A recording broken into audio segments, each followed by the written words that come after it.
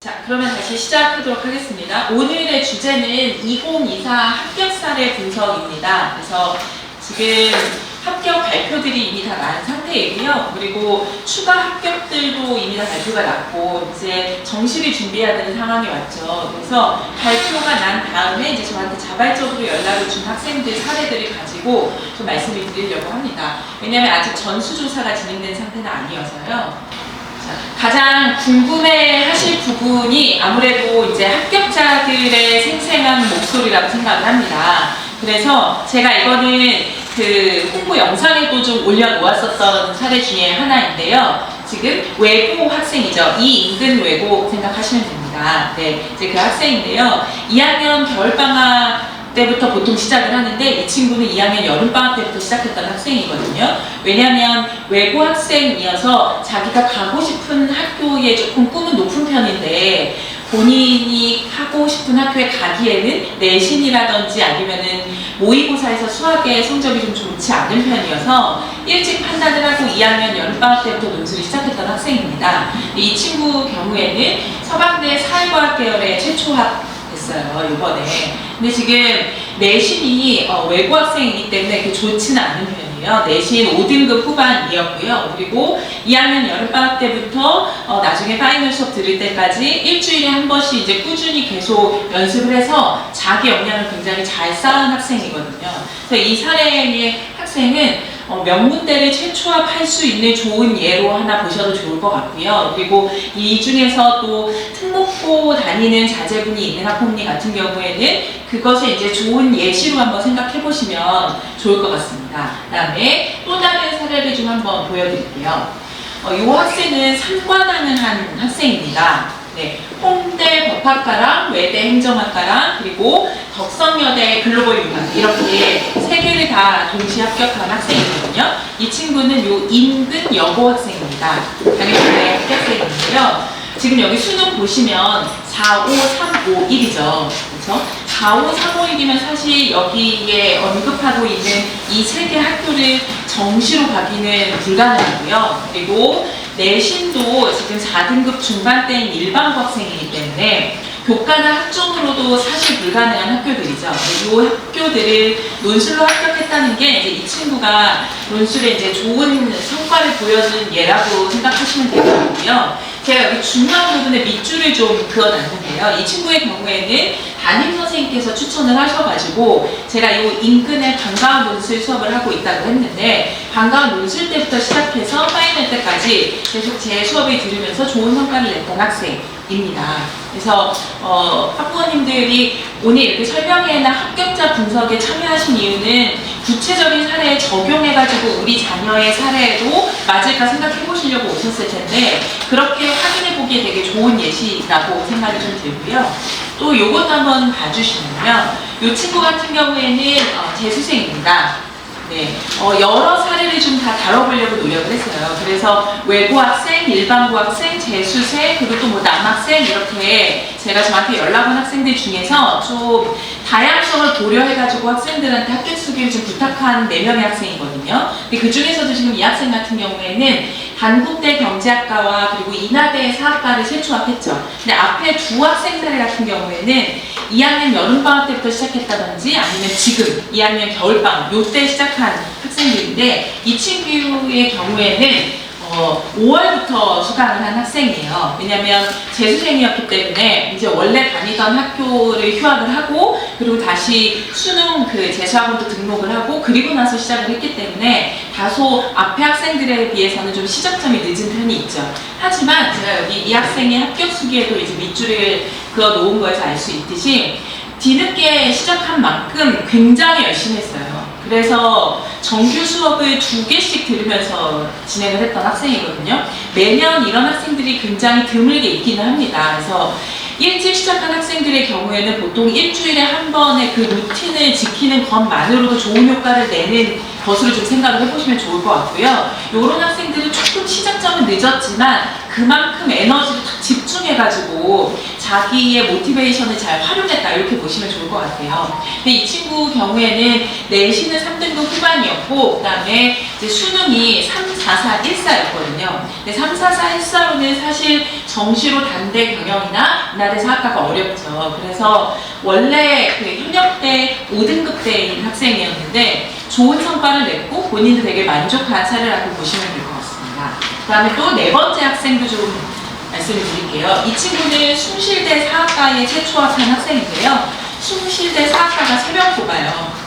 네, 근데 이제 3명 뽑는 거면 굉장히 적게 뽑는 거거든요. 논술에서도 대부분 2자릿수 이상 뽑는 학교들이 많은데, 근데 그 좁은 문을 통과했다는 것에서 이 친구한테도 좀 합격 수기를 받아보면 좋겠다 해서 좀 부탁을 했었었고요. 이 친구의 경우에는 제가 여기 밑줄 그은 부분이 뭐냐면 논술 수업이 끝난 그 다음날 다시 쓰기를 꼭 했었고 다시 쓰기를 그런 못했던 주에는 꼭 그 문제를 한 번 더 보고 다음 주 수업에 들어갔다라고 하면서 논술도 일반적인 공부와 같다 이 얘기를 후배들한테 꼭 해주고 싶었다 이렇게 얘기를 하더라고요. 그래서 논술이라는 게 뭔가 신춘문예 같은 그런 식의 글쓰기라고 아직도 생각하시는 분들이 있다면 그게 아니라는 거. 논술도 교과 영역의 일부분으로서 예습과 복습이 굉장히 중요한 합격의 당락을 좌우한다는 걸 합격생의 목소리로 좀 체험하실 수 있지 않을까. 이 친구의 경우에는 이제 저한테 온 거는 3학년 여름방학인데요.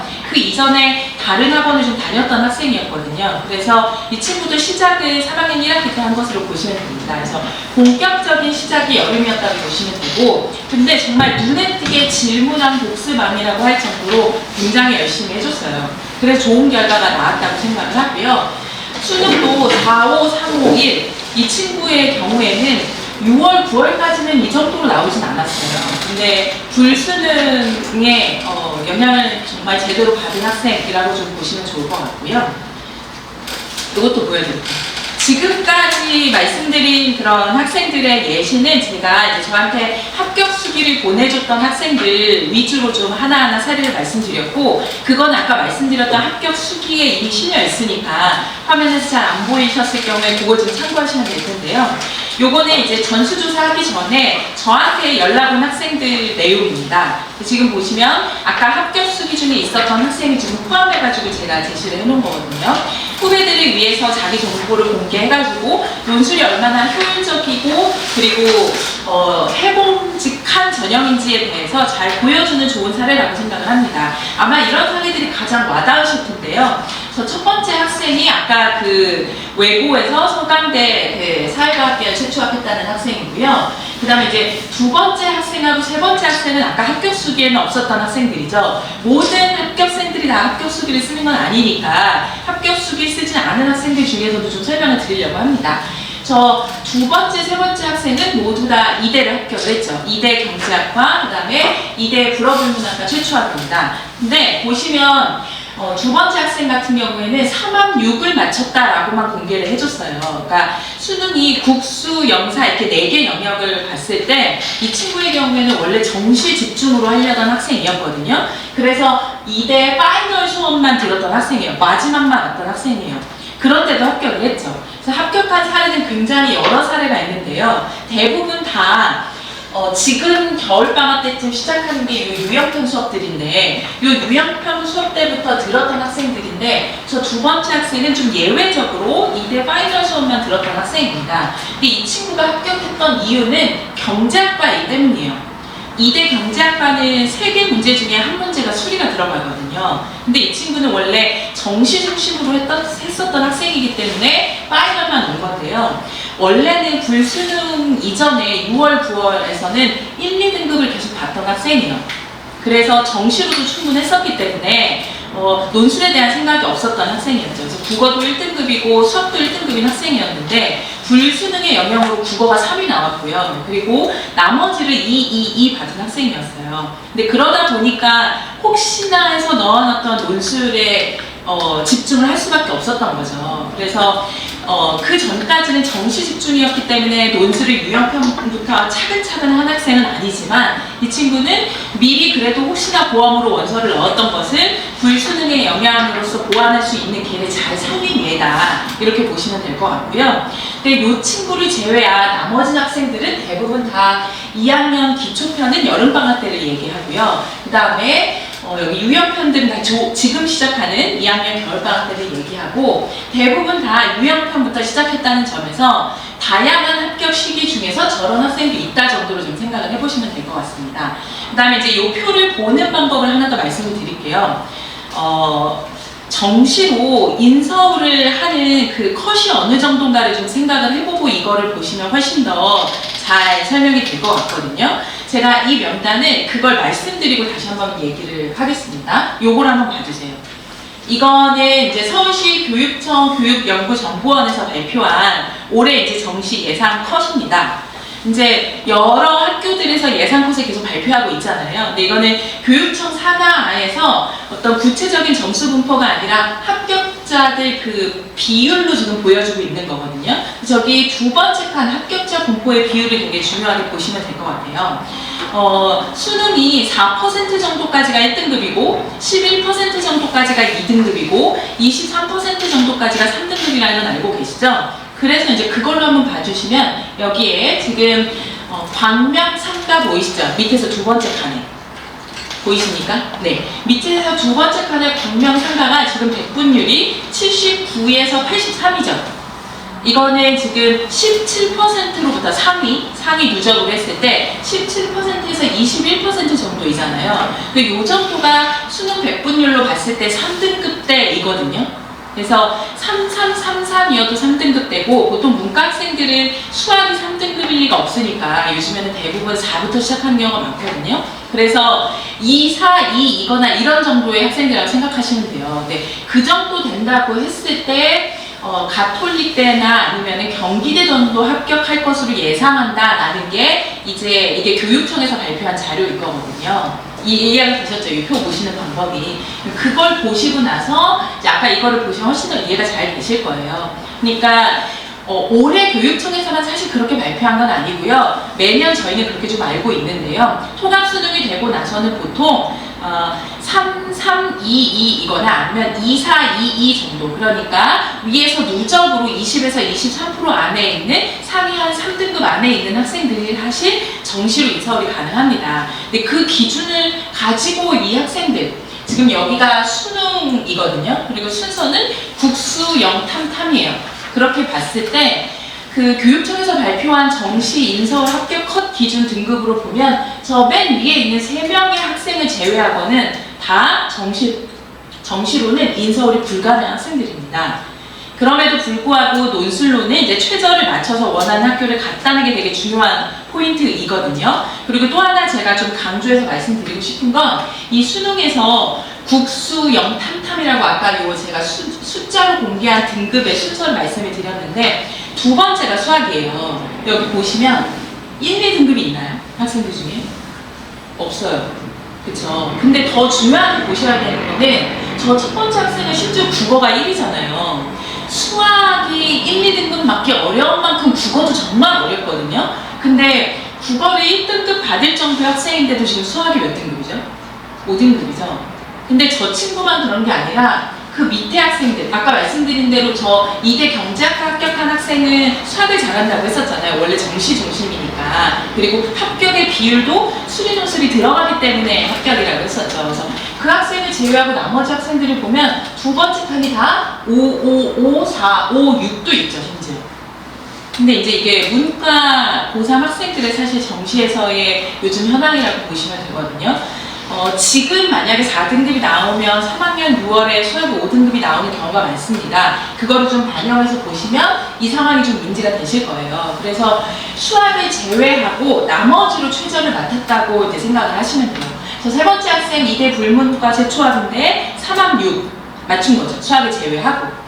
그렇죠? 그리고 네 번째 학생, 홍대, 외대, 덕성여대 아까 그 세 개 다 붙었던 학생도 홍대가 3개 합 7이거든요. 국수, 영탐 4개 중에 3개 합 7. 그래서 수학 빼고 맞춘 거예요, 지금. 그쵸? 그리고, 3개 합 8이요. 그리고 외대가 2개 합 4니까 사탐 하나하고 지금 영어 3으로 맞춘 거죠. 이렇게 수학이 4등급, 5등급, 6등급이어도 나머지 등급들을 가지고 서울 중상위권 이상 혹은 명문대를 진학할 수 있다는 걸 이 친구들이 참 잘 보여주고 있다는 점. 그게 굉장히 중요하고요. 그리고 또 여기 내신도 한번 집중해서 봐주시면요. 내신이 애들이 대부분 다 3점대, 4점대, 5점대, 뭐 공개 불가도 있죠. 여기 지금 보시면 후배들을 위해서 좀 공개해줘라고 얘기했을 때 밝힐 수 없어요. 끝까지 얘기 안 해준 학생인데요. 이 학생들 다 사실은 3, 4, 5, 6 등급대인 학생들이에요. 그럼에도 불구하고 아까 정시로도 교과로도 가기 어려운 인서 이상의 학교들을 이렇게 합격했다는 점이 논술을 잘 활용한 좋은 예로 보시면 대단히 이제 오늘 잘 좋은 정보나 방향성을 얻어가게 되시는 게 아닐까, 이걸 좀 말씀드리고 싶었고요. 그 다음에 여기 숙명여대 법학과 예비 5번으로 추가 합격한 학생도 봐주시면 지금 3, 4, 1, 4, 5예요. 네. 아까도 말씀드렸지만 정시로 인서하면 어렵습니다. 그리고 그 밑에 학생들, 뭐 서울여대 합격한 학생들도 그렇고요. 또 밑에 보면 단국대 경영 최초 합한 저 두 학생들도 봐주시겠어요? 진 땡땡 학생하고 김 땡땡 학생, 이 두 학생인데요. 이 두 학생입니다. 이 두 학생들도 지금 보시면 단국대는 정시로는 20% 정도 안에 들어가야 되는 학교예요. 특히 과가 경영이라면 더더구나 그럴 거고요. 근데 이제 논술로는 사실 최저가 없습니다. 단국대가. 최저가 없는 데다가 최저가 없는 정시로는 좀 정시로도 인기 있는 학교이기 때문에 경쟁률이 30, 40대 1에 육박하는 학교예요. 그럼에도 불구하고 합격을 한 게 보이시죠? 그래서 저는 좀 말씀드리고 싶은 게 합격 사례 분석에서 제일 중요한 거는 과연 될까? 라는 그런 퀘스천 마크에 하면 된다는 것에 대한 좀 그런 동기를 잘 부여해주는 좋은 예시가 되지 않을까. 그걸로 이제 이 사례들이 좀 많이 말씀을 드려요. 그리고 이제 또 말씀드리고 싶은 거는 저 인하대 국제통상 최초 합을 한 송땡땡 학생도 보이세요? 밑에서 한 3번째 줄 정도에 있는 학생인데요. 여기 잘 안 보이시는군요. 다들 약간 이렇게 인상을 지금 쓰고 계시는데 제가 좀 읊어드리면 여기 지금 이 학생 같은 경우에는 최저를 미충족했죠. 그렇죠. 근데 원래는 최저 있는 학교들도 다 지원을 할 만큼의 등급이 나오던 학생이에요. 근데 6개 학교 중에서 최저 없는 학교 2개를 제외하고 나머지 학교는 다 충족을 못했어요. 그런데 그럼에도 불구하고 잘 활용해서 간 좋은 예라고 보시면 될 것 같고요. 그리고 저 서울여대에 합격한 두 학생 역시도 6개의 학교들 중에서 4개 정도의 학교를 최저를 미충족했기 때문에 결국 마지막에 논술에 이제 매달릴 수밖에 없었던 학생들이죠. 근데 좋은 결과를 내줬습니다. 여기 보시면. 그래서 이러한 예시들을 통해서 그거를 좀 잘 자녀에게나 아니면 본인 자신에게 좀 적용을 해보시면 좋을 것 같고요. 이거를 토대로 이제 제가 오늘 말씀드리고 싶었던 거는 이 정시 합격선과 연동해서 좀 생각해 보십사 하는 부분이었고요. 또 다른 하나는 이제 요 얘기를 좀 해보고 싶었어요. 얼마 전에 이미 이제 홍영용 소장님께서 그 입시 얘기와 관련한 설명을 좀 하셨다고 들었는데요. 논술과 관련해서 좀 생각해 봐야 되는 부분이 무엇인가만 제가 좀 추려서 말씀을 드리고 싶은데, 아시겠지만 이제 요즘 통합 논술 시대의 논술의 효용성은 바로 이 표준 점수 때문에 발생이 된다고 보시면 됩니다. 제가 이거를 설명하자는 건 아니고요. 표준 점수의 공식을 통해서 말씀드리고 싶은 건, 표준 점수는 평균이라든지 표준 편차를 고려하는 것이기 때문에 그 자기가 풀게 되는 선택한 과목의 난이도를 반영한 점수 체계라는 점이 되게 중요하죠. 그걸 알고 계셔야 돼요, 입시에서. 그렇기 때문에 문과 학생들이 불리하다는 얘기가 계속 나오고 있는 거거든요. 근데 그게 어떤 점에서 그러한가를 제가 이걸로 말씀을 드릴게요. 이것도 정시 분석에서 되게 많이 보셨을 텐데요. 지금 올해 2024 수능과 관련해서 이것도 서울시 교육청에서 발표한 정보입니다. 평가원 정보를 가지고 이제 얘기를 한 건데, 보시면 저기 지금 수능에서 국어를 엄매를 선택한 학생의 최고점은 150점인 거 보이시죠? 그리고 화작을 선택한 학생의 최고점은 146점입니다. 이거는 똑같은 1등급인데도 내가 어떤 과목을 선택했느냐에 따라서 점수 차이가 4점이나 난다는 걸 보여주는 거거든요. 이것 때문에 단지 수학을 잘해서 뿐만이 아니라 국어, 수학에서 문과 학생들이 등급 받기가 어렵다, 좋은 점수 받기가 어렵다고 얘기하는 거예요. 그러니까 어떤 과목을 선택하든 1등급이면 다 똑같은 대우를 받는 것이 아니라 엄매를 선택한 학생이 더 좋은 평가를 받는 시험 구조로 되어 있다는 걸 이해하시는 게 되게 중요하죠. 그렇기 때문에 문이과의 그런 차이가 나타나는 거거든요. 그런데 중요한 건 이런 걸 그럼 왜 하느냐, 이게 중요해요. 왜 이런 식으로 점수 체계를 만드느냐. 더 공부하기 어려운 과목을 공부한 학생들을 인정해주겠다, 이거거든요. 표준점수 체계가 평균이라든지 아니면 분산을 다 고려해가지고 점수를 주는 이유는 어려운 공부를 한 학생들에게 좀 더 혜택을 주겠다라는 의지가 담겨있는 점수 체계라고 보시면 돼요.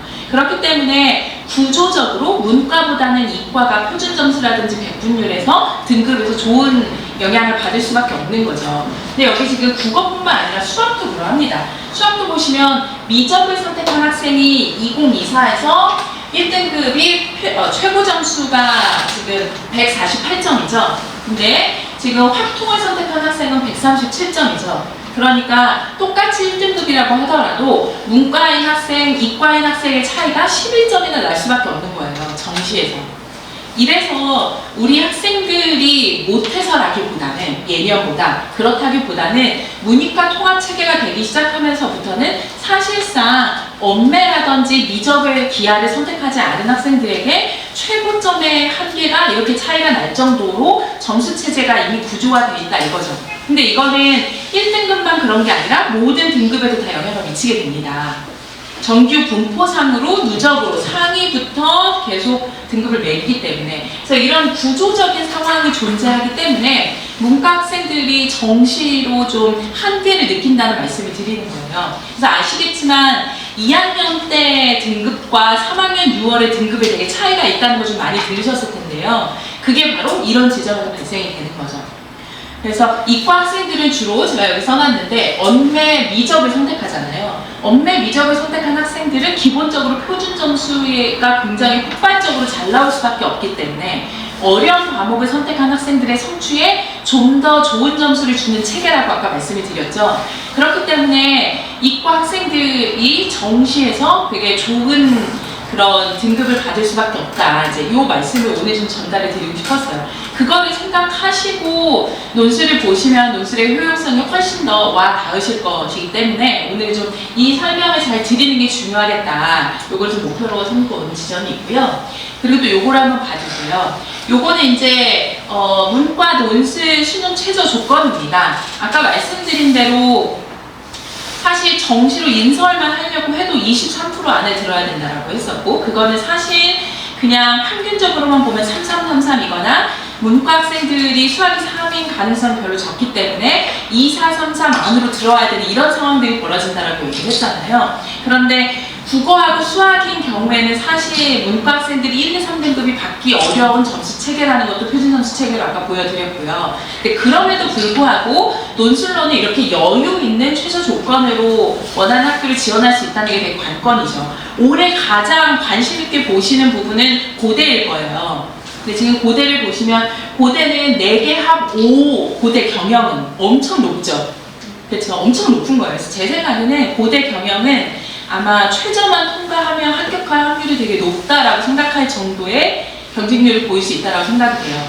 하지만 고대 인문 같은 경우에 4개 합 8이죠. 그러면 2222이거나 아니면은 수학 2등급 받기가 워낙 어려우니까 2321 이런 경우가 많아요. 문이과 학생들은. 그 정도 되면 지금 지원할 수 있는 건데 정시로는 2321 정도면 사실은 고대는 어림이 없죠. 고대는 4% 안에서도 훨씬 더 안쪽으로 들어가는 퍼센테이지에 놓여 있을 때 비로소 정시 원서를 쓸 수 있는 학교이니까요. 그래서 1111 정도 선에서 얘기해야 되는 건데 정시에서는 지금 논술에서는 이렇게 222 정도 안에서도 얘기할 수 있다는 점이 되게 관건이 될 것 같습니다.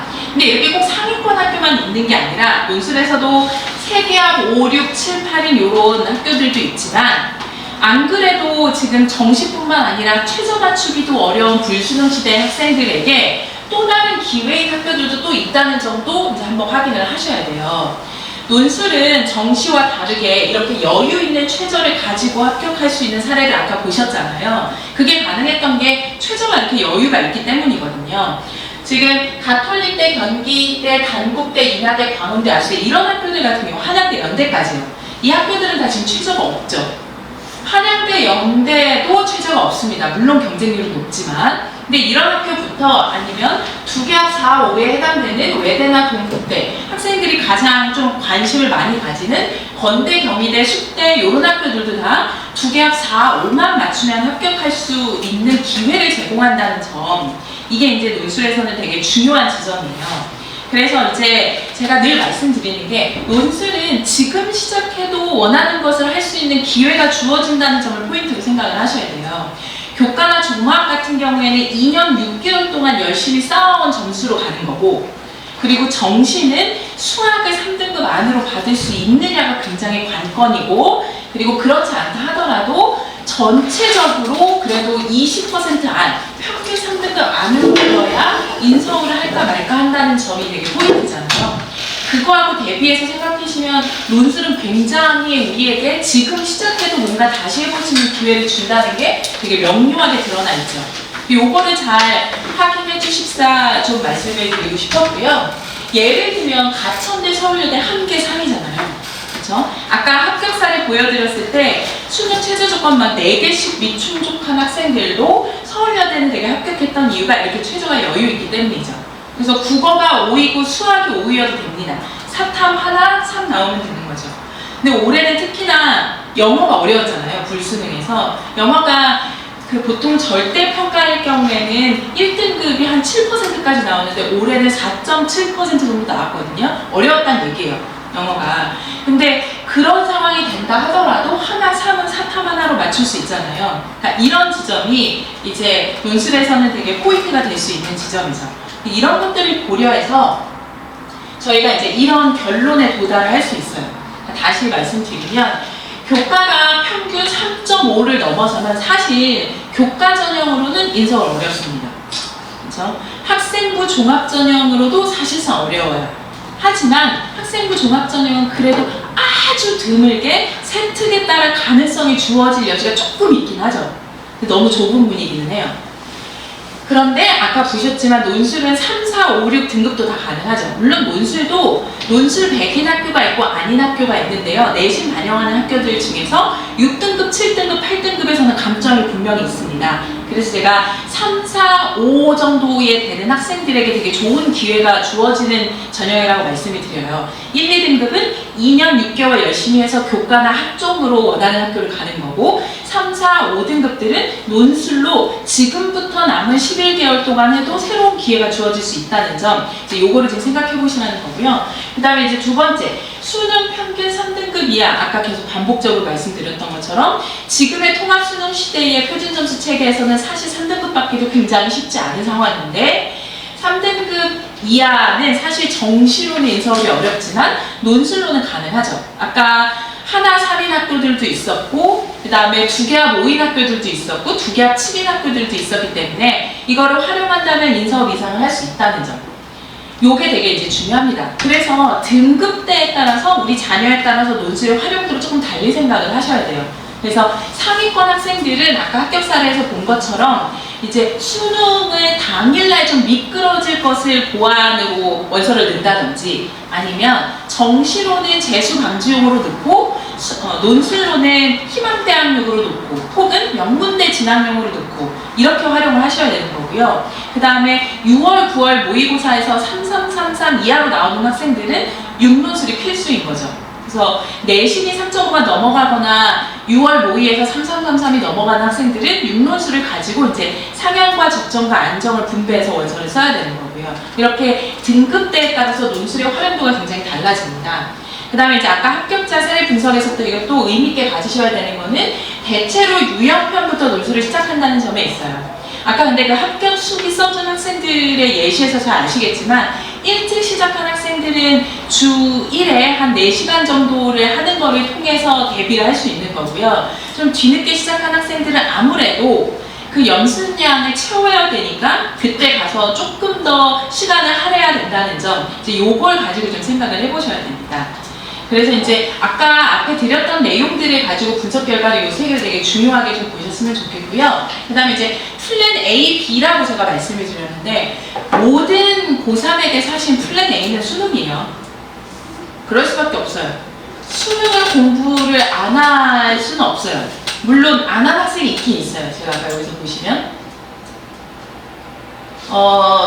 이 학생 중에서 지금 여기 가톨릭대 국문학과 최초 합한 학생 보이십니까? 이 친구는 지금 수능 안 봄 이렇게 돼 있죠. 이 친구는 논술로 가톨릭대만 썼는데요. 나머지 학종으로 지방대를 합격한 상태였어요. 그리고 이제 거기를 가거나 논술로 가거나, 왜냐면 정시나 다른 방법은 없기 때문에, 그래서 그 학종에 합격한 상태였기 때문에 가톨릭대도 내신 수능 최저가 없기 때문에 아예 수능을 안 보겠다라고 생각하고 그냥 논술에 몰입한 학생이었거든요. 뒤늦게 시작을 했지만.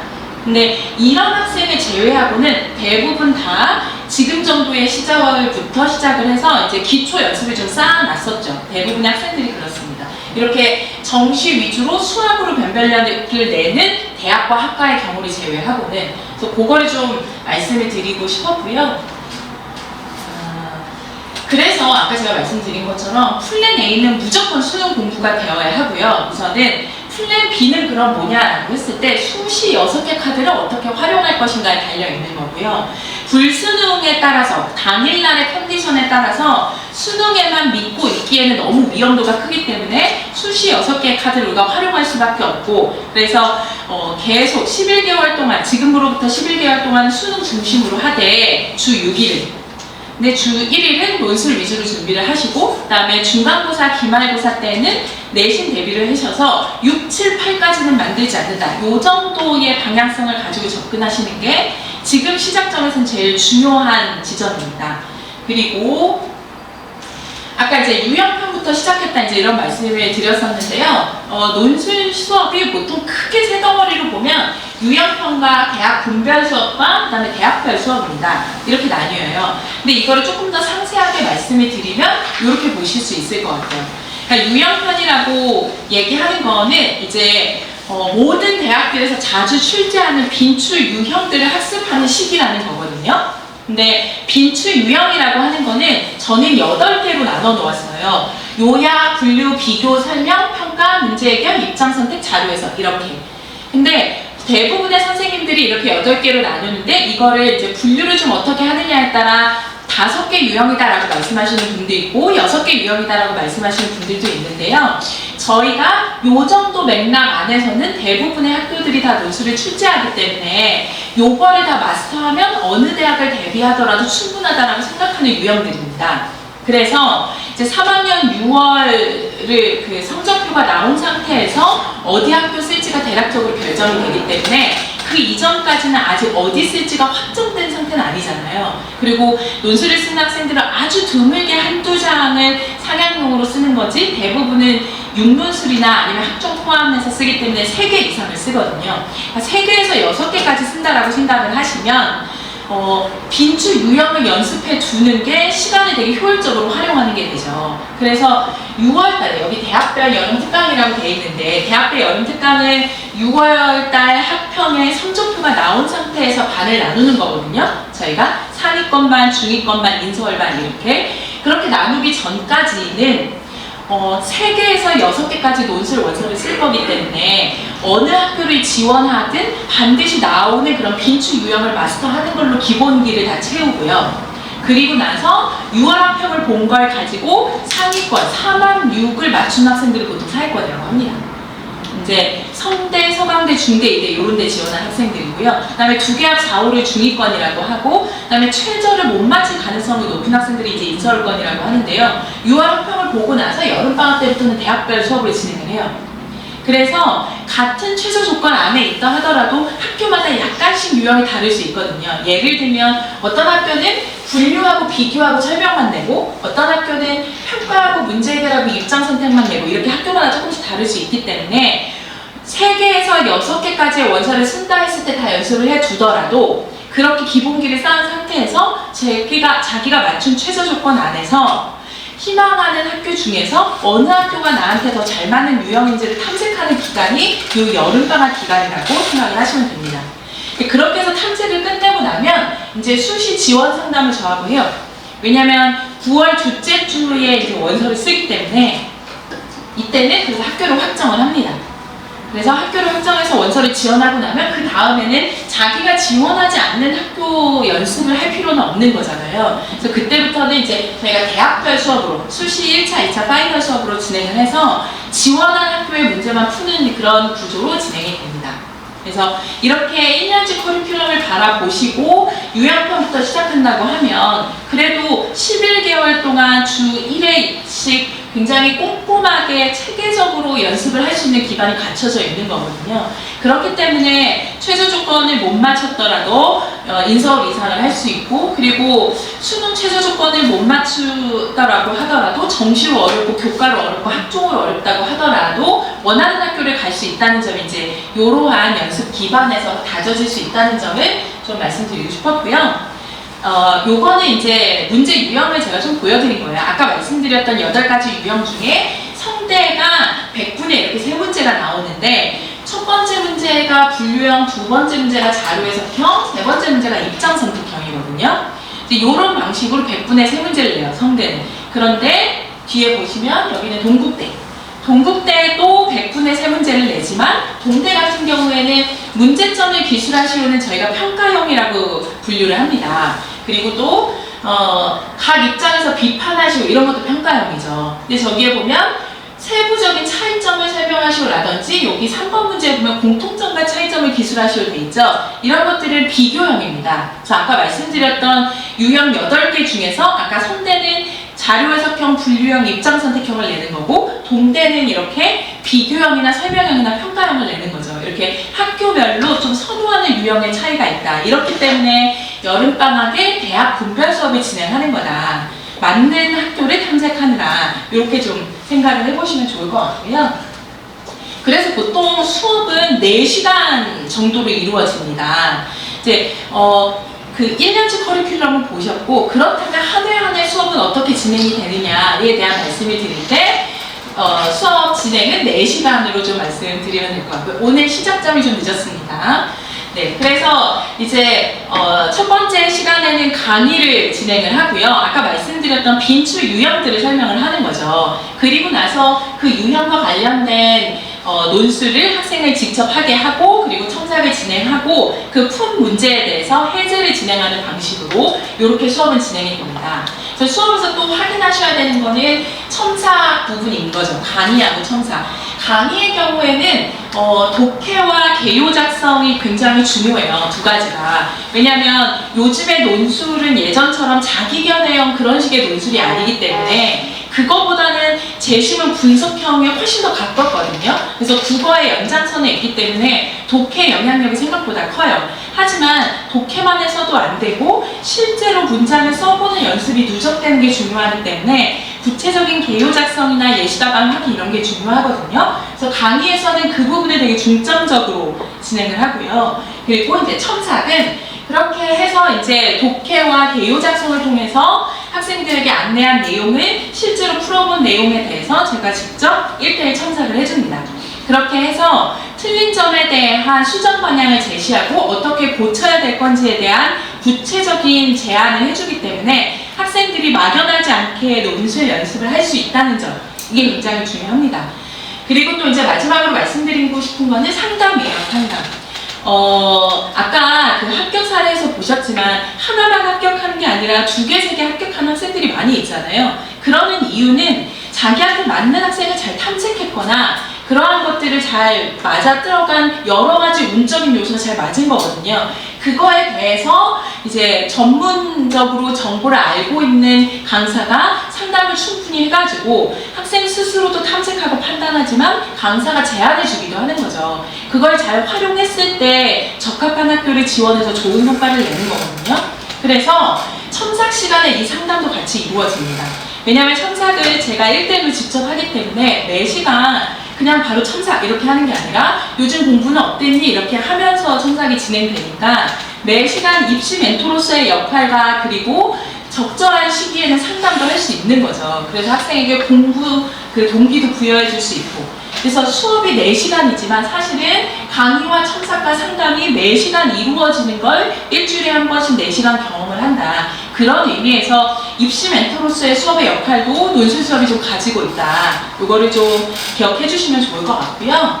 아까 이제 입시 멘토 말씀드렸던 거는 결과적으로는 이러한 상담 시트를 제가 이제 학생들한테 제시를 해줍니다. 여기 보시면 매월 그 모의고사 등급뿐만 아니라 이 정도 모의고사 등급이면 어디까지 지원할 수 있는지도 보여주고요. 그리고 논술 성적을 매 회차 평가를 해서 제가 기록을 다 해놓기 때문에 그 정도면 어느 정도 실력인지도 제안을 해주고 그것들을 다 종합적으로 고려해서 6개의 수시 카드를 어디 써야 될지 안내를 하는 거죠. 이게 매시간 1대1 직접 첨삭과 입시 멘토로서의 역할이 누적되기 때문에 가능한 제안인 거거든요. 그래서 이거를 이제 원서 쓰기 전, 9월 둘째 주 이전까지 제가 다 작성을 해서 학생들한테 이제 그 엑셀로 뿌려줍니다. 그러면 이제 학생들이 그걸 가지고 학부모님들하고 상담해서 이제 원서를 작성을 하는 거죠. 또 요거를 좀 생각해 보셔야 될 것 같고요. 그다음 제가 아까 체계적인 독해 이 얘기를 좀 말씀을 드렸었는데